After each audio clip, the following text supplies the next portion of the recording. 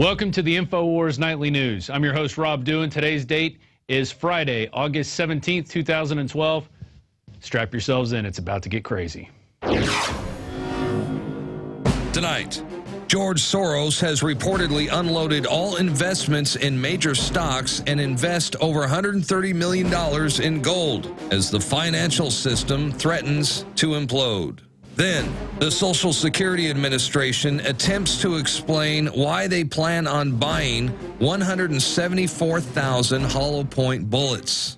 Plus, newly released documents clearly show that the Homeland Security Department continued to pursue a mobile surveillance program despite claiming it has dropped the program altogether. And Mike Adams joins us to explain why he believes a major false flag terror attack might be right around the corner. All that and more coming up next. The Infowars Nightly News.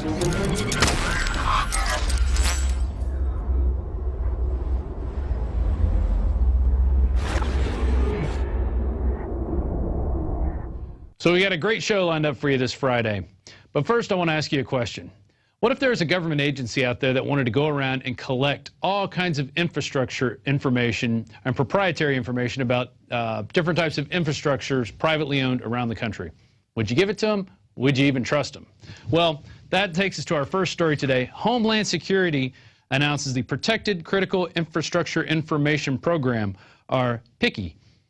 What do they want to do? They want you to submit information, all kinds of proprietary information. They're looking for information that enhances infrastructure between owners, operators, and the government. So what is the PCII program? It is an information protection program that enhances voluntary information sharing between infrastructure owners and operators and the government. PCII protection means that Homeland Security partners can be confident with sharing their information with the government, and they will not expose sensitive or proprietary data.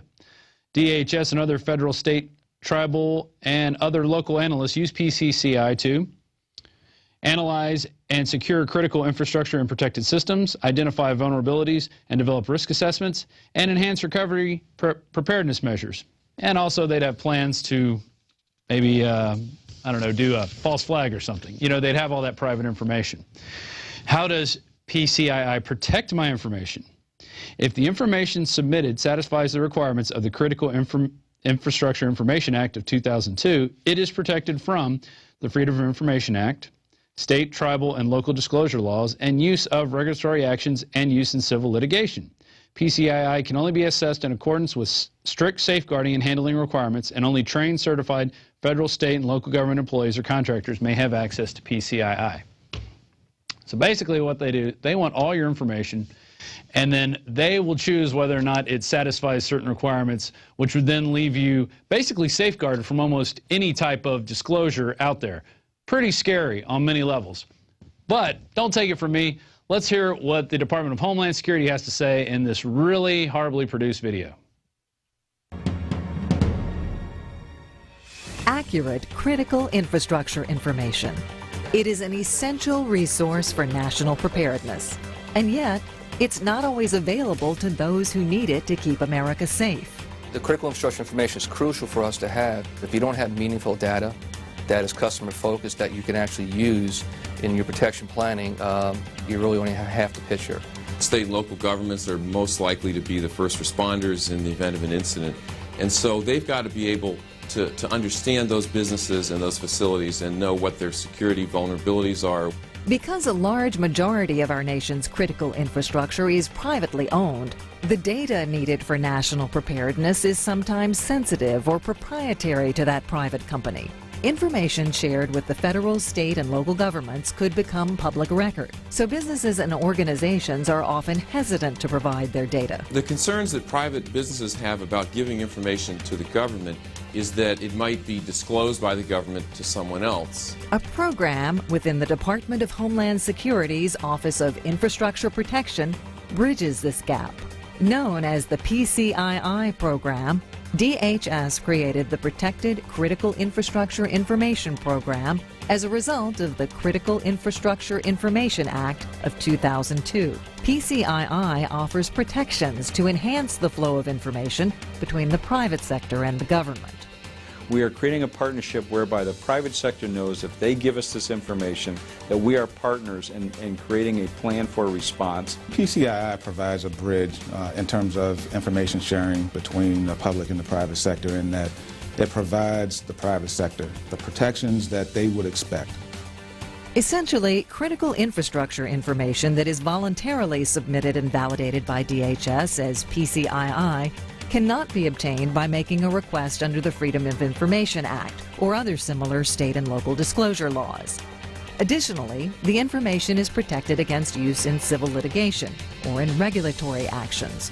Now, companies and associations can share information that's sensitive, proprietary, and timely with the government, so they can engage the government partner in helping to build protective measures. Procedural safeguards ensure that all users of PCII have Homeland Security responsibilities, a need to know that information, and have completed training on handling PCII. Both sides understand that we're focusing only on security, and we're focusing on the information that we need for that security, either the planning on the front or the response on the other end. PCII protections assist public-private partnerships through assurances. Assurances that the right information is seen by the right eyes and is used for the right reasons. There you go. They want your critical information, and if they deem it fits within their parameters, they'll protect you from all kinds of laws. So I can see this being abused several different ways. What if you're a nuclear power plant and you have a constant leak going, and you provide this information to DHS, and they determine that that specific leak is part of, well, critical information.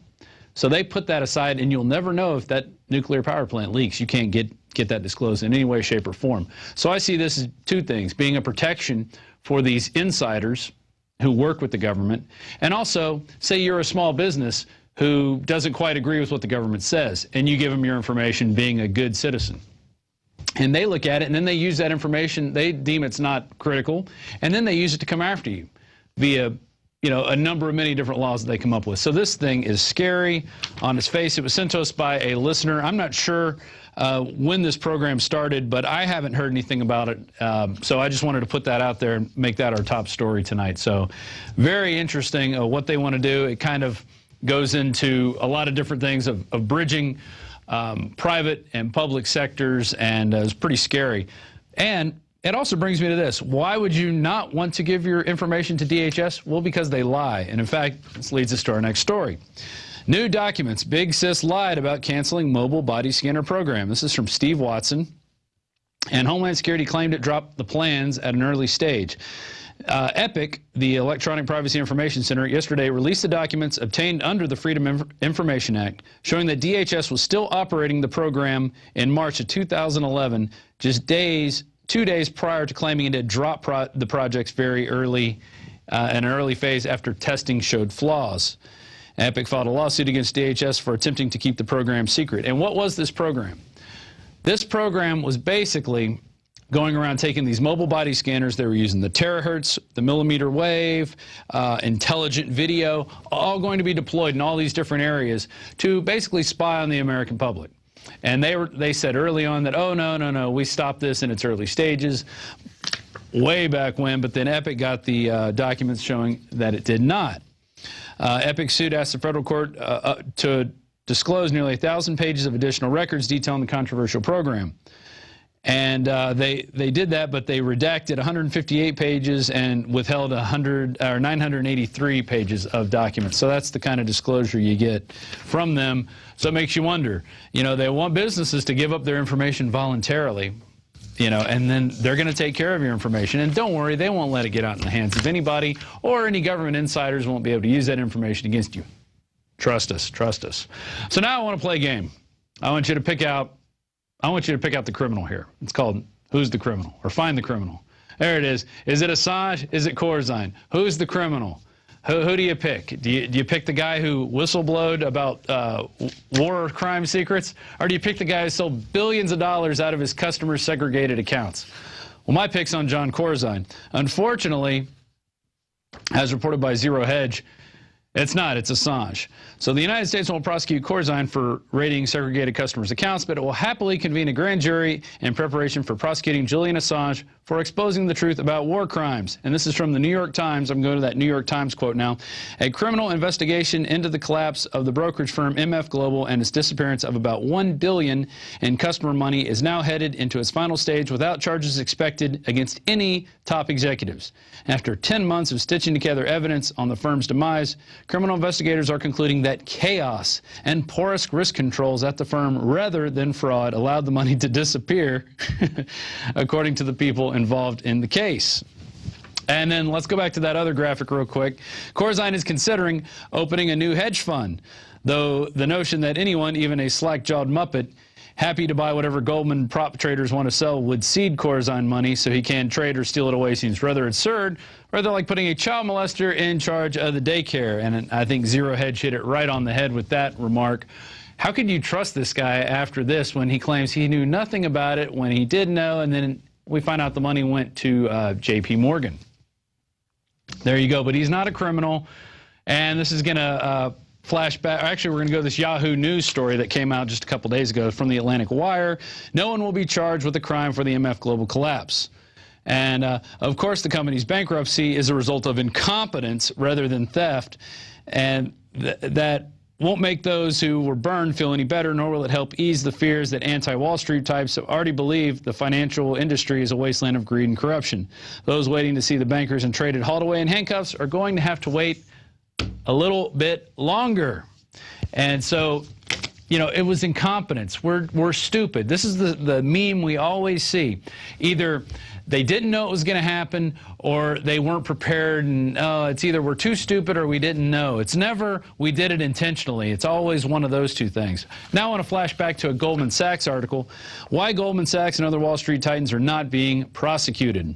The Justice Department's decision not to prosecute Goldman Sachs in a financial fraud probe is another sign of cronyism that has kept Attorney General Eric Holder from taking action against other big Wall Street firms, says Peter Schweitzer.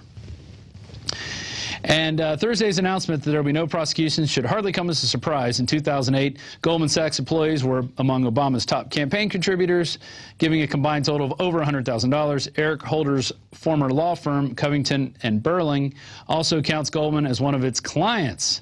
Furthermore, in 2011, when the Senate Permanent Subcommittee on Investigations issued a scathing report detailing Goldman's suspicious abacus deal, several Goldman executives and their families began flooding Obama coffers with donations, giving a maximum of $35,800. So that's why they're not going to be looked at, because they are on the inside track, and you are a slave lemming. Therefore, anything you do will be white glove. Take Mark Cuban, for example. He just made a couple trades, and he was investigated. Why? Well, because he came out against 9/11. Against the official story of 9/11, not against 9/11 truth. He was actually going to put out a movie that was very critical of the government and actually saying that they planned it, took part in it, or knew it that it was going to happen, and didn't do anything about it, which we all know it's one of those three scenarios. And so that's what happens when you're not on the inside. You get to skate away, you get to steal billions of dollars, and nothing happens to you. But you steal a TV or a pair of Nike shoes, they're going to throw the book at you and make you a slave inside the prison industrial complex. Moving on, we had a special visitor yesterday. If you were watching Infowars Live and the Alex Jones Show, Christopher Walken dropped in with who was the other guy with him? It was Richard Belzer. That's who it was. Richard Belzer has written a really cool book outlining a bunch of false flag shootings, which we can see happening again. And Christopher Walken happened to pop in. So we're going to go to a quick clip of Christopher Walken on the Alex Jones Show. This was your great-grandfather's war watch, and he wore it every day he was in that war. Now, ping pong, or, as the Chinese say, ping pong. From here on, nothing goes down unless I'm involved. No blackjack, no dope deals, no nothing. Cops lie, newspapers lie, parents lie. The one thing you can count on, word on the street. He said, yeah, no, I'm here at Christopher Walken's house, and he was talking about how he didn't have a bunch of computers and phones spying on him, and suddenly Christopher Walken is on our Skype video feed. Let's bring him up right now. Oh, my. I had to drag him out of bed. That's how much he likes me. Richard and I are cooking. Yes. And we're writing a book. Right. And we're doing a movie called The Nose in the River. We're teasing, but we're filming this cooking thing for Funny or Die. So Chris took a picture of my nose, and I took a picture of his nose, and we're going to release that as a short film and hopefully get an Oscar. You took a snapshot of my nose, but I took a movie. A 4-second movie of my nose. It's going to be great. People want to know what celebrities do, Alex. We're not that mysterious. But we also made a chicken. We made chicken. We made what else? Sweet potatoes. He made chicken with sweet potatoes, onion, cooked pears, and the orange seafood melange. He's a great cook, and I just made the salad. The orange melange. Gradual. The orange melange. What's the name of that dish that you made? The French name. The seafood. Orange, the orange. The scallop orange melange. A la Walken. Yes. Alex, you ever come to New York? I do come occasionally. Why? Please call us when you come to town. But Richard made a terrific arugula salad with gradual. Brajola, heirloom tomatoes, shaved Parmesan. Shaved Parmesan. 2 kinds of oil, sunflower and olive oil, and a little salt. And we had a little red wine. That sounds good. Yeah, Chris is a gourmet. What's your favorite type of red wine, Mr. Walken? French.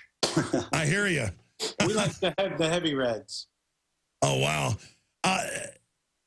Mr. Walken, we are learning Mr. Belzer's views on the world. Richard and Chris. Chris,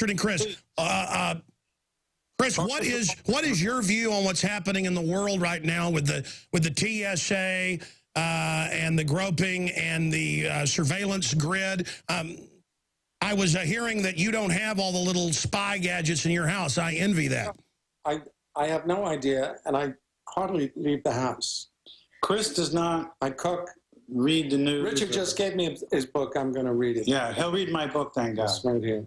It's a history book. But Chris is... but I'm working with Richard on the cooking book. To me, that's... Right, we're going to do something together. But Chris is brilliant because he doesn't want to be on the Google map, and he doesn't want his phone to have that reverse technology that we all know. Even when it's off, they know where we are.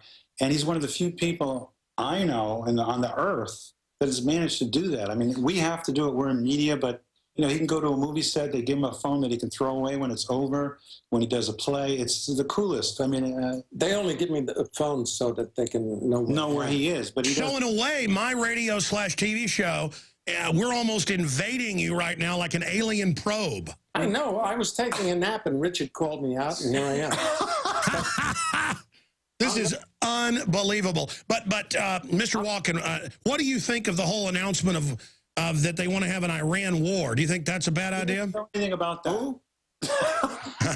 He's got a nap, Alex. All right. Thank you so much, Mr. Walken. All right. Thanks. All right. I'm sorry, Richard, that I brought up serious subjects. No. Call him back. Let's ask him his favorite recipe with truffles. Ask him that. What's your favorite recipe? Well, he made a great chicken. Who? Tell him how you made it. What's your favorite truffles recipe, Chris? Truffles? I like truffles on pasta. There you go. Me too. With some shallots. And you like shallots on the pasta, sir? Absolutely. Olive oil, garlic. And then a nice French red? Yes, of course. What's your favorite French red? He's gone. Oh, he's gone. Okay. Yeah. I can tell he wanted to talk about food. He didn't want to talk about the New World Order. He had this image of himself. Donald was a con man, always trying to shave the edge. Go ahead, Nicky. Go ahead. Just do it. Do it. Back. What are you doing? Come on, go home. Watch television. Good guys win. An incident like the Gulf of Tonkin or the Reichstag fire. Huh? So this is just a great example of how the Infowars universe is just expanding. More people are coming in. We're getting more people coming out and talking about the truth, talking about the issues. And while Christopher Walken didn't actually was prepared to answer any of the questions Alex was asking. He did talk a lot about the food, and it's sort of like a breaking the ice type thing. And I think we're going to have him on the show very soon, because if you look at the movies he's done and the types of lines he's read, which we just showed in some of those clips, he knows what's going on. This guy's, he's no fool, definitely. And we're definitely going to have Richard Belzer back on, hopefully on this show in the next couple weeks, to talk about more about his book. It's a very interesting book. Moving on to a toilet paper rag. Oh, there it is. Think Progress. Soros propaganda front slanders Rand Paul and Alex Jones. Once again, Think Progress is coming out against anybody who dares to question the establishment, because that's their job.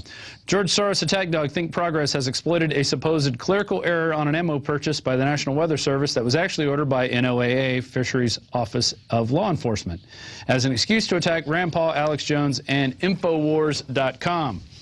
Reporting the clerical error as a fact prior to the about-face by the government has provided the Soros-funded operation with an excuse to slam both Kentucky Senator Rand Paul, who mentioned it before the clarification, and Alex Jones, who posted the story about the original bid offer from the FedBizOps website. And here's their quote, which I'm going to read in the simpering liberal voice. That a United States senator would even lend even a smidgen of credence to this conspiracy nonsense is disgraceful. Think Progress writes, perhaps we shouldn't be surprised. Infowars' biggest mainstream media booster is Matt Drudge, one of the most influential news sources on the American right. Naturally, Infowars' story on the NWS ammunition order was Drudge's top link yesterday, because they hate anybody reporting anything like, why are all these different agencies getting hundreds of thousands of dollars in bullets? We're already over the $1.5 billion mark. Think Progress, which characterizes the story by Paul Joseph Watson as fictitious, when at a time when truthful reporting based on a posted government bid that was later characterized as a clerical error. So they're using any excuse they can to attack us, and their little Democratic operative minions are going to go, that's right, but that's until Romney gets into power. And then when we start bashing Romney and the things that he's doing, like the same things that Obama's doing, like more wars and more civil liberties being taken away, they'll finally come back and we'll be labeled as leftists, leftist comedy pinkos, even though we're just for freedom and liberty. And we're going to get into some more investment news here. Report, Soros unloads all investments in major financial stocks investments and invests over $130 million in gold. And there you can see he's got some of the bling there. He's got his little Nazi, what is it, the Nazi logo on there, the swastika. And why do we show that? Well, because Soros was on 60 Minutes back in, I want to say 2003, 2004, talking about how he actually helped go around and take land from other Jews. And he was a young guy, and he felt it was his duty to stay alive, so then he could rip more people off and create more problems later on in the future. So, in a harbinger of what may be coming our way in the fall of 2012, billionaire financier George Soros has sold all of his equity positions in major financial stocks, according to a 13-F report filed with the SEC for the quarter ending June 30th, 2012. Soros, who manages funds through various accounts in the U.S. and Cayman Islands, has reportedly unloaded over 1 million shares of stock in financial companies and banks that include Citigroup, J.P. Morgan, Goldman Sachs, at total value of sales amounting to nearly $50 million. And what is he doing? He's buying $130 million in gold because he knows what's happening. We had Max Kaiser on today's show basically saying the same thing. Get into gold and get into silver. And if you're looking for somebody, you can always check out Midas Resources, who helps put the Alex Jones show on the air, as one of our main broadcaster, actually. And they have great deals on gold and silver, so you can check them out. Moving on to another clarification by the government. Social Security Administration explains plan to buy 174,000 hollow point bullets. And this is out of CNS News. And here's their quote. Our special agents need to be armed and trained appropriately. They released a blog basically stating this. They not only investigate allegations of Social Security fraud, but they also called to respond to threats against Social Security offices, employees, and customers. The blog links to another post about a fight that broke out near the SSA office in Massachusetts that required action by law enforcement officials. So if there's a fight outside near any government building, then we have to order over 150,000 rounds of ammunition for the different offices that it serves. Does that make sense? Well, they say it's for target practice and training as well, but I guess that's why you need hollow points, to be sure you blow a big hole in that target. And our final story today, U.S. troops to get new headgear for Homeland Security operations. Oh, Army to develop new helmets to protect against small arms ammunition. The U.S. Army is planning to develop new protective headgear for soldiers that will shield them from basic ballistic munitions, small arms ammunition, and blunt trauma as part of missions that will include, you ready for it, Homeland Security operations. That means the Army on your soil, and that means they're going to be coming to take your guns, just like what we've been telling you for a long time. Very scary. So let's hopefully this information will reach the troops. We can educate them that we're not the enemy. It's the people that have taken over the government. It's not even the government itself that is evil. It's the people inside it that have used those levers, those forms of basically bureaucracy to take over. And now that we've figured out what's going on, they know that the American people are waking up. So they're gearing up for that clash, and that means troops on the street. And we showed you the picture before that was painted on a building in Detroit. Where's our 20,000 troops to protect us? People are already calling for it. So it's going to happen. It's already happened before, and it will happen again. All it takes is that one crisis that the Obama administration's called out for, that Oklahoma City type event that will allow him to come and be part of the people. But as we say, here's the quote of the day, and this is from the immortal Patrick Henry. I don't even have to look at the paper. It's give me liberty or give me death.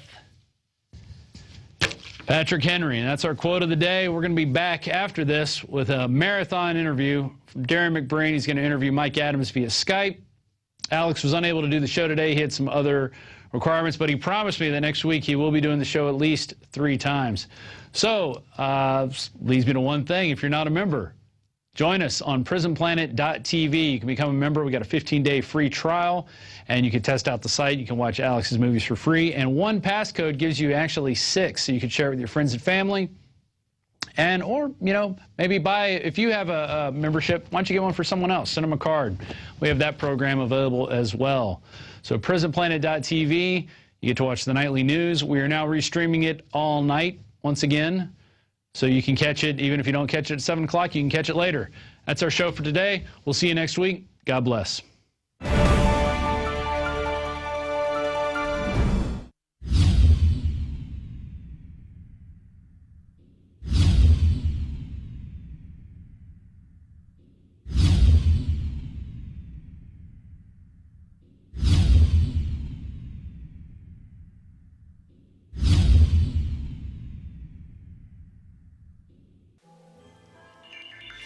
Alex Jones here with a message that could revolutionize health in this country. Going back about 1.5 years ago, I began to learn about the incredible health effects of longevity products. Aaron Dykes lost 92 pounds. We're going to show you some before and afters.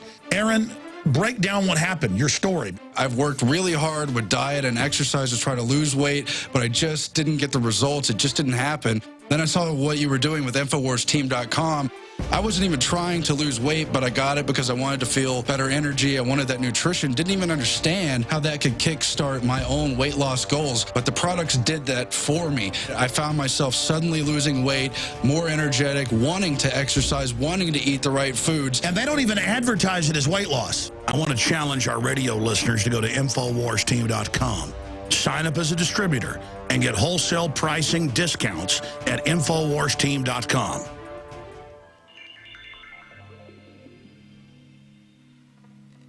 I really enjoy it when the globalists try to poison us, and, well, we resist them via a free market system.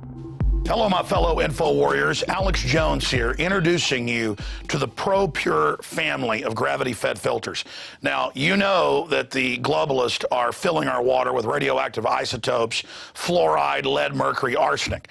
And one of the few systems that can efficiently and economically remove or reduce down to non-detectable levels these poisons are gravity-fed filters. And ProPure is the top of the line. Their filters are impregnated with silver, a natural antibiotic, On top of that, they're bigger, so they filter faster. You don't have to prime these the first time you use them. It's amazing. Go to Infowars.com and click on the shopping cart link to see the entire family of these babies. Now, the fluoride they add to our water is so tiny that most filters can't cut it out. But ProPure has their system that will, again, reduce it to non-detectable levels, almost get all of it out of there. That's also available. And if you look at the different systems they offer, the ProPure Big Brush Finish is on a stand, so it's easier on a table or at your restaurant or wherever you have it to go up with a glass or a mug and fill it up. Then there's this big baby right here, the ProPure King large version. Got a lot of different options that come with it. Also, they have the ProPure Big, probably one of the best values out there. And of course, it's burnished stainless steel. And then what I use on my RV, something that's great for your hunting cabin or the back porch, is the ProPure Traveler. Small and portable, but packs a huge punch, cleans out all that garbage.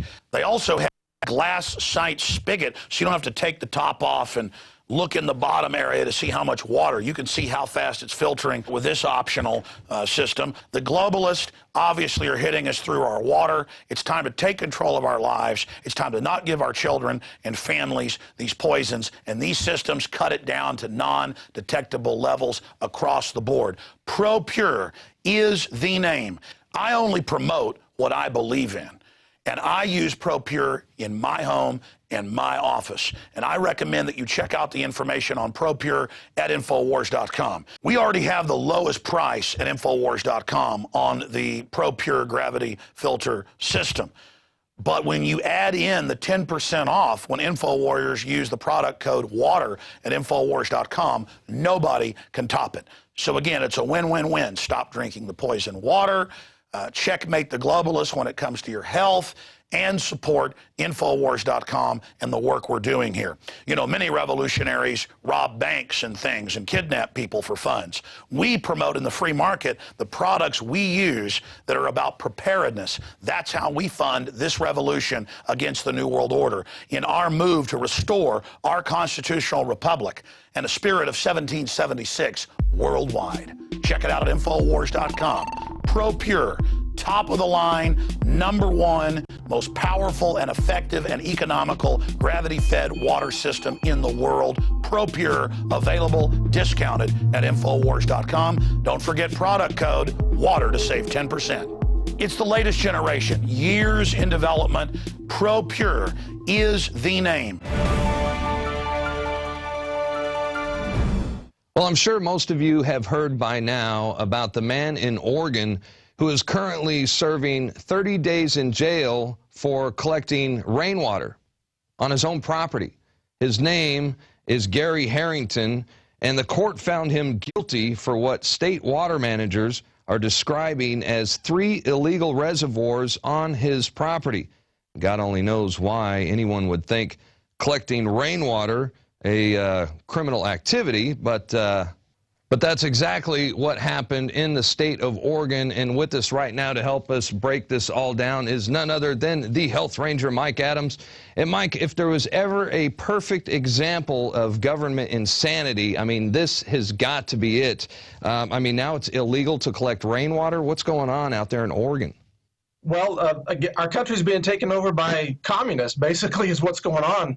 You wouldn't believe the reaction to this online. There are people defending the arrest and the jailing of this man, Gary Harrington, simply because he was practicing permaculture and collecting rainwater, which is a sustainable green practice. It's done throughout the country to help restore the life of an area, brings more animals in, it helps trees grow and everything. But in Oregon, you are a criminal if you dare collect the water that falls on your own property. That's what this is all about, Darrin. It's total runaway government, total control over your life. Pretty soon they'll probably tell you you can't have sunlight on your own land. You can't breathe air without paying a tax. I mean, it's already almost that way with the carbon taxes. It's total insanity, Darrin, and it's getting worse.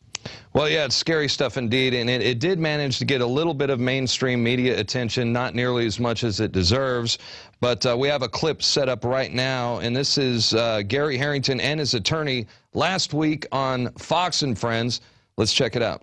An Oregon man was sentenced to 30 days in jail for collecting rainwater on his personal property. That's the government's water, and he broke the law. So, Gary, the state of Oregon says you are a water thief, right? Isn't that terrible? Boy, we've had these ponds for 37 years. So, Gary, are you going to report to jail? Oh, if I have to, yes. And I'll pay the fine. But, boy, I am just going to fight like crazy to keep the water in the ponds. And, of course, he is indeed spending 30 days in jail as we speak. And so let me get this straight. Rainwater fell on his land, on his property. But now the government's saying that it's the government's rainwater, and he's in jail for stealing from the government. I'm just trying to make sense of all this, Mike, but I guess it won't ever make sense, will it?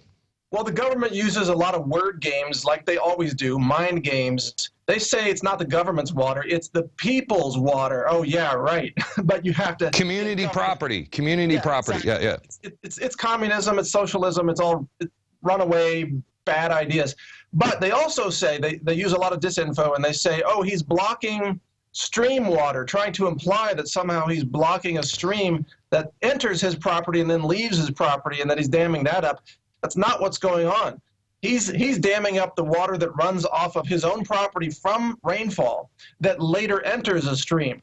And again, that practice, that is considered one of the fundamental tenets of permaculture. In fact, here in Texas, we get tax credits for building those dams and collecting and capturing rainwater. We get tax credits from various counties all across Texas for doing that. But in Oregon, you get thrown in jail for the same thing. Incredible. Well, it sounds like a state-run shakedown, if you ask me. And what's next? When do they tell us that they own the sun? I mean, is it too far-fetched to say that it's going to be illegal to have solar panels?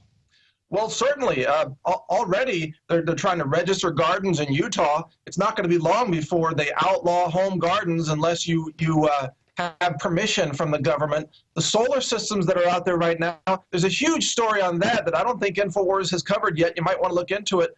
Virtually all of these so-called grid tie systems, they will go down when the grid goes down. There is no solar independence. These people, they think they're going to operate off-grid, but they don't. There's a circuit built into the solar systems that shuts them off when the grid goes down. And it will surprise a lot of people who have invested a lot of money in solar and who think they're off-grid, but they're not. Well, and that's what this is. These are tactics that they are using to keep us on the grid. I mean, they don't want us to be self-efficient. Isn't that what it's all about? Well, yeah, self-sufficiency is the enemy of control, and they want that centralized control. They want to control your food, your gardens. They want to control your access to guns and ammo, so you can't defend your own property and defend your life against looters or criminals. They want to control, well, they've already controlled your money, your income. They take their taxes right out of your income before you even see it. And if you're lucky, you might get a little bit back. You know, they want to control everything, fuel, intellectual property. I mean, the agricultural system, seeds, you name it, they want to control it. And in fact, really, at this point, Darrin, we are tax slaves who live on tax farms. We're not free citizens in a free nation. We're just peons working for the state. That's how bad it has become, and it's going to get even worse. Well, I think the establishment is fully aware that there's a growing movement right now. More and more people are practicing, sustainability. More and more of us are growing our own gardens. We're saying no to GMO. We're saying no to fluoridated water, refusing to drink it, and we're collecting our own water, our own sunlight. We're getting off the grid, and I think this has them scared a little bit, don't you think? Well, absolutely. This is why the government's becoming so desperate and cracking down and arresting the raw milk, fresh milk sellers at gunpoint. And where does that come from? I mean, as we talk right now, there's an innocent man in jail in Ventura County, California, who's done nothing wrong, nothing whatsoever. He's being persecuted because he stood up for independence. He stood up for food freedom. That's James Stewart I'm talking about with Rawson Foods. He's still in jail. All across the country, they're clamping down on people who demand freedom and independence. Small businesses, small businesses are under attack. Jobs are being shipped out of the country using taxpayer money sometimes. And then the government, Obama said recently he wants to have a, quote, bailout of every industry. That's not it's not a bailout, it's government taking over. It's a state-run, state-controlled economy. That is total runaway economic communism. That's what it is. He just uses different words to trick people, and too many people fall for it. It's really sad. Well, there was a time when Americans were known for rugged individualism. I mean, that's what it used to mean to be an American, you know, to be self-efficient and not to be dependent on the government. But the establishment, they want you to think that it's the government that creates prosperity, not individuals, not entrepreneurs or hardworking people like you and me and the majority of our audience, you know. And I think, you know, what they're doing, they want to make this a nanny state, and we have got to fight this with everything that we've got. And I agree with you. And the sad thing is that about half the population wants the nanny state. Look, they're so apathetic. I mean, runaway apathy. They don't have any courage anymore. They don't have a single independent thought in their brains. They're the Obama bots. They just go along with anything they're told to do. They love the state to be the nanny, to tell them what to eat, tell them what medicine to take, tell them how to vote, what to think. They watch mainstream news and they think that's factual. They don't recognize it's a fairy tale. So those people are frankly, to a great degree, hopeless. It's only those who watch Infowars and, you know, who read my website, Natural News, and other independent alternative media who are informed and who really have a chance of surviving what's coming. Maybe we can get into some of that too. Yeah, sure. And in the meantime, I mean, you really have got to admire the courage of Gary Harrington, who's in jail right now, for standing up for his rights. And we're standing up for all of us, in my opinion. And before he went to jail, I'm just going to read a quote that he said. This is Gary Harrington. When something is wrong as an American citizen, you have to put your foot down and say, this is wrong. You can't take away any more of my rights. And from here on, I am going to fight it. And well said, Gary Harrington. And Mike, I know that you're going to continue to follow this case as it develops. And who knows, maybe perhaps when he gets out of jail, one of us could interview him. That could be interesting. Yeah, I'd like to do that. And again, I just can't believe that the people of Oregon didn't rally to his defense and, you know, besiege the jail and make sure that an innocent man wasn't jailed for practicing permaculture. It's just unbelievable. Well, I could tell you I posted, and I do use Facebook. I hate to admit it, but I'm going to try to wean off of that. But I did post an image about what's going on with him, and I have to say it was the most shared image I've ever posted. I mean, people are really passionate about this. So hopefully we could create a firestorm, and people will, you know, get up and protest and do something about it. Well, I hope so. I hope so. I'm really wondering, what is that line in the sand for the American people? You know, what is the bridge too far, so to speak?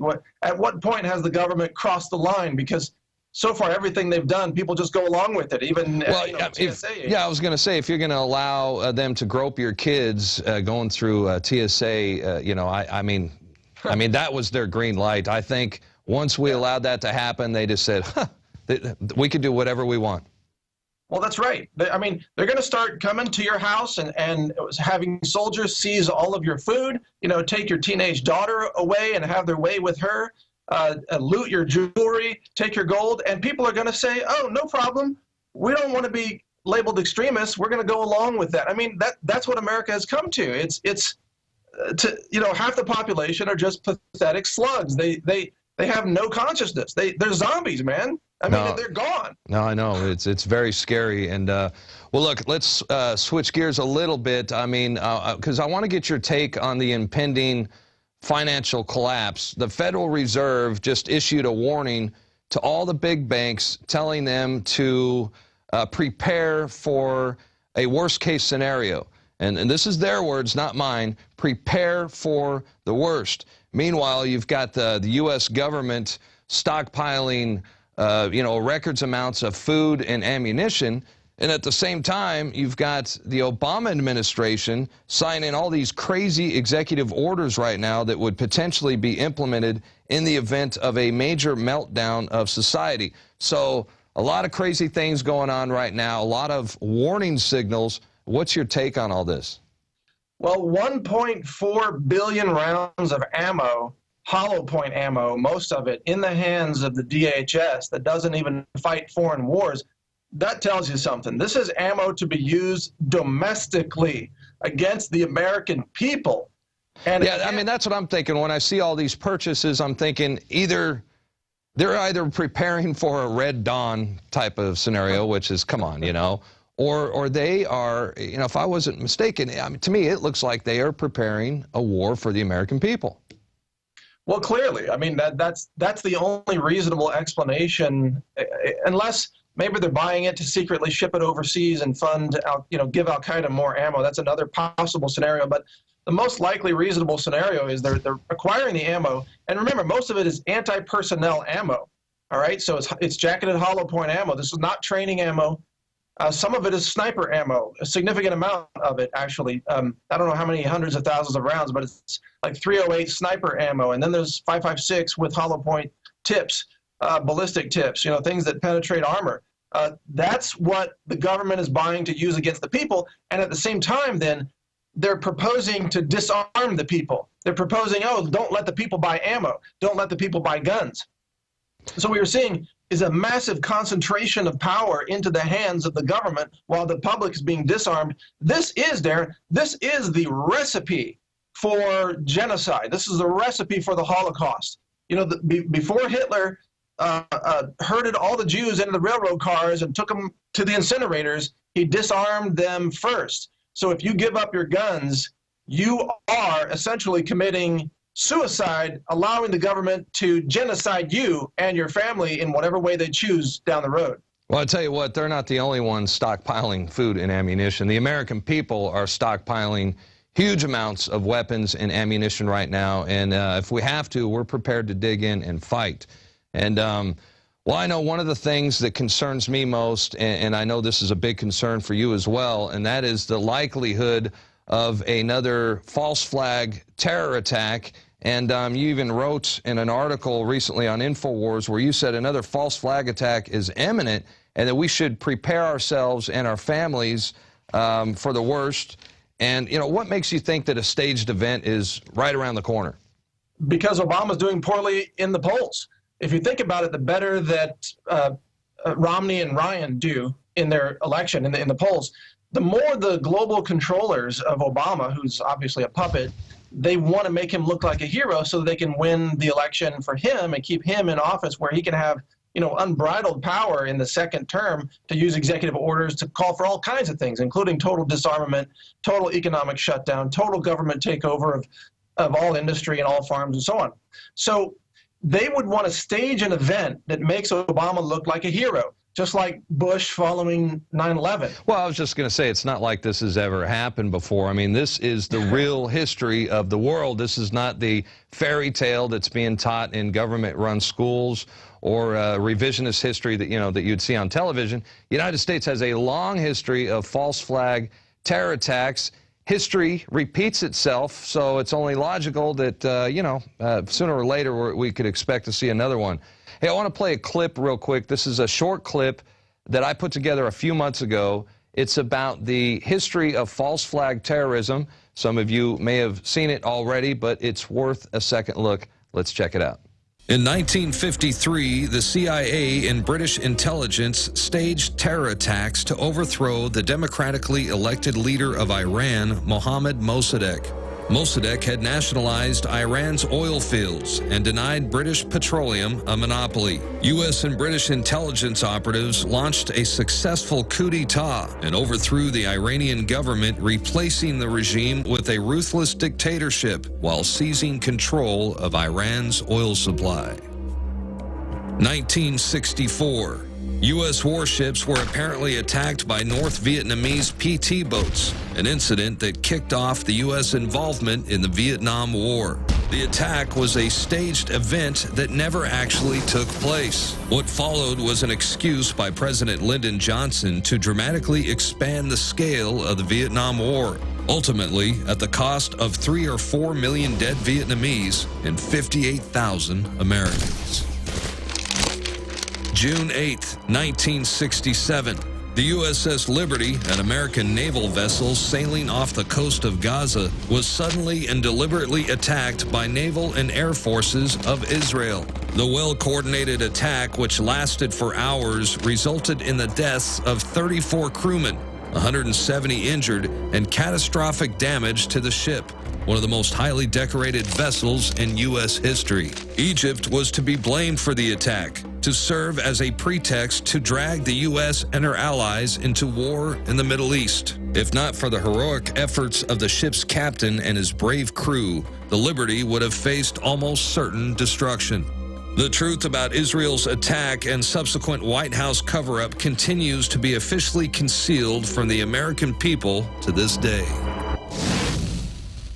And, you know, those are just a few examples of false flag terror attacks. There are many, many, many more examples that we could have shown you, but, you know, just recently Oklahoma City bombing. Of course, there's 9/11 and the 7/7 bombings. And for those of you who don't want to believe any of this, those of you who are in denial, all I could suggest is that, I don't know what to say, go back to sleep, you know, change the channel, because if you want to live in the matrix, so be it. Meanwhile, grown people are talking, and we're going to have a conversation about this, because, you know, this is information that needs to be talked about. It's about time, you know, that we faced reality.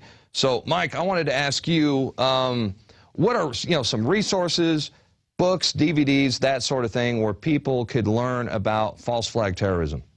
Well, first, before I get to that, I just want to remind your viewers that if you look at all the terrorist, so-called terrorist attacks in the last generation, everything in recent memory, almost all of it was done by a government. So, you know, where's the real terrorism? It virtually does not exist. It's the governments are the terrorists. Now, if you don't yet know that, then you just need to be educated. That's all. Most people operate on a very tiny sliver of information compared to the total truth of what's really true out there.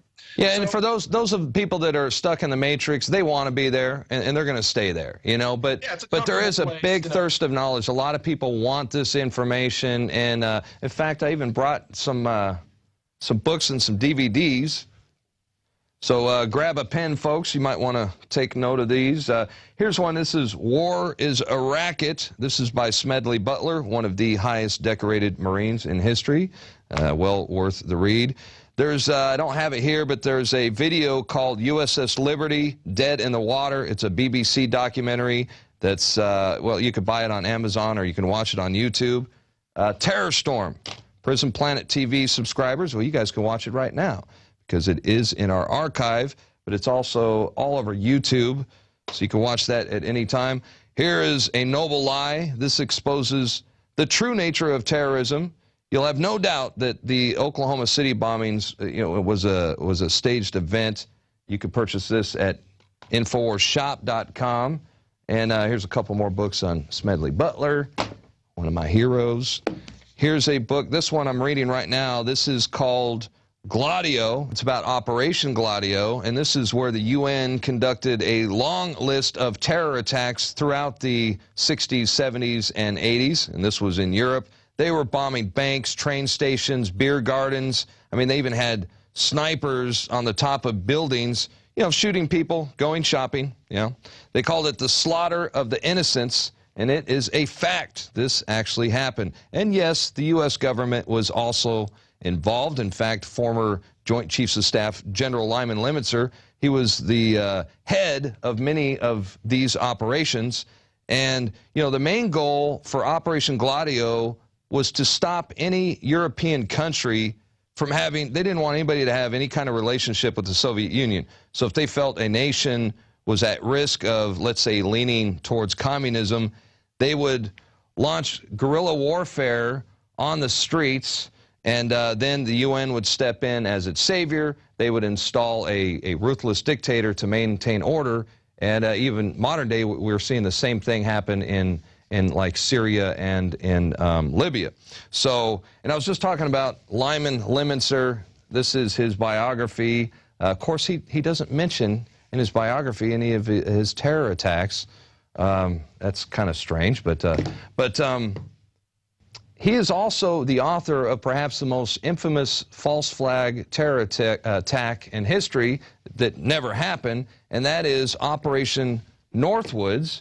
And this book right here, this is Body of Secrets. This is the guy who broke Operation Northwoods. His name is James Banford, and he obtained the documents through the Freedom of Information Act. And I mean, it is a living, breathing document that exists in the National Archives. So spare me the conspiracy theorist comments. This thing is real. They wanted an excuse to invade Cuba and get rid of Fidel Castro during the 1960s.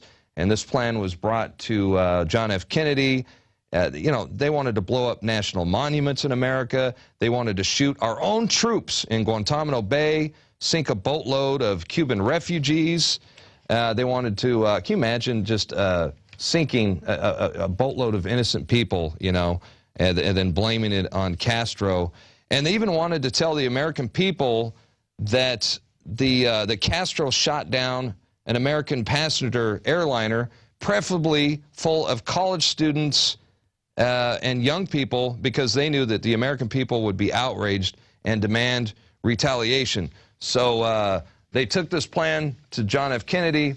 Kennedy not only said no, he fired Lyman Limitzer, and who was later hired to investigate John F. Kennedy's assassination and then later go on to perform terror attacks all throughout Europe. So the information is out there, folks. You just got to look. And Mike, you were saying that the big ones ahead, you know, that you think that perhaps we're going to have a false flag attack on the scale or greater than 9/11. You know, what could we do? What measures could we take to protect ourselves and our families? Well, I don't know about on the scale of 9/11. I do think something bigger than the shootings that we've seen, you know, in Colorado, for example. Something perhaps on the scale of Oklahoma City, bombing of a government building, for example. That's the kind of scale that could happen. There's a slim chance of something really big, like a radiological attack, a dirty bomb, something like that. And the number one thing that you can do to protect yourself right now is get out of the city. Literally move out of the city. Get out into the country. The cities are going to be where the attacks happen, obviously, because that's where the casualties are the highest, and that's what they want in order to get the most outpouring of anger and other emotions that will then achieve their political purposes. So the possible target cities are, of course, Washington, D.C., New York, Chicago, Seattle, Los Angeles, Houston, Texas, even Denver, Colorado is, of course, another possible target. Basically, the big cities around the United States. So get out of the cities, and I mean for good. Don't live in the cities. It's going to get bad. Well, Mike, that's certainly good advice. I want to encourage everybody to go to naturalnews.com. And for those of you who don't know, Mike Adams is also a regular fill-in for Alex Jones on the radio show and a frequent host of this show as well, the Infowars Nightly News. So we certainly appreciate you coming out and spending time with us today and look forward to having you back and hanging out again in the near future. Hey, thank you, Darrin. I really appreciate you having me on. And just a program note, this Sunday I'm scheduled to host the Alex Jones Show. We're going to have John B. Wells on, and we're going to be talking preparedness for an hour and a half of that show. Oh, fantastic. I was unaware of that, so I'll come in and say hi. All right. See you then. All right, take care. Thank you. You too. All right, folks. Well, we got to face reality and know the evil that we're up against. Know your enemy.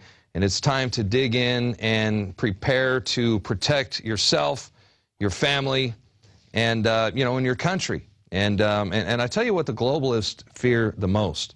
It's not the amount of weapons or arms that we have. It's not even the truth that we expose. And don't get me wrong, they hate when we expose the truth. But the thing that they fear above all else is love. Because when we love one another, we protect each other and we defend each other to the very end. And that scares them indeed.